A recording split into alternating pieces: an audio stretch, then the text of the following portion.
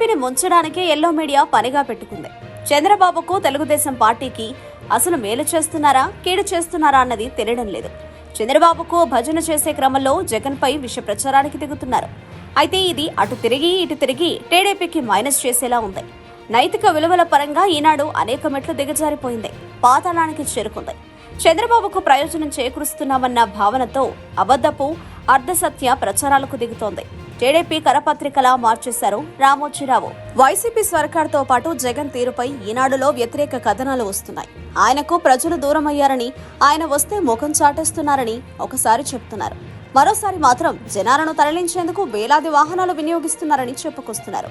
అయితే జనాలు బెంబెరెత్తినట్టు అయినా రాయాలి, లేకుంటే వేలాది బస్సుల్లో లక్షలాది మంది వెళ్లడమైనా జరిగి ఉండాలి. మదనపల్లె సిద్ధం సభకు 1056 బస్సులు ఏర్పాటు చేశారని ఈనాడులో రాసుకొచ్చారు. అటువైపు వెళ్లాల్సిన వారు ప్రయాణాలను వాయిదా వేసుకోవాలని సైతం సూచిస్తూ ఒక ప్రత్యేక కథనం రాసుకొచ్చారు. అయితే ఈ కథనం చూస్తే లక్షలాది మంది జనాలు తరలి వస్తారని ఎవరైనా అంచనాకు వస్తారు.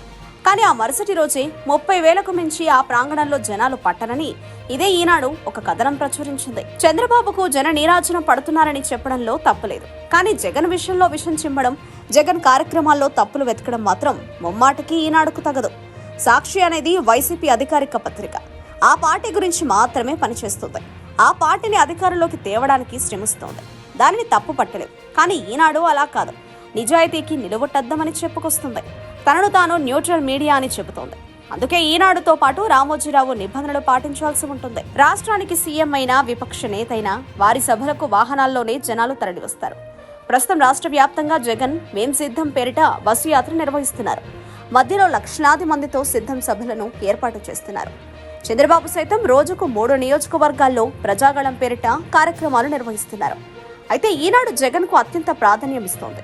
వైసీపీపై వ్యతిరేకత పెంచాలన్న ఉద్దేశంతో కొన్ని రకాల వైఫల్యాలను బయటపెట్టాలన్న భావనతో చేసే ప్రయత్నాలు చంద్రబాబుకు నష్టం చేకూరుస్తున్నాయి.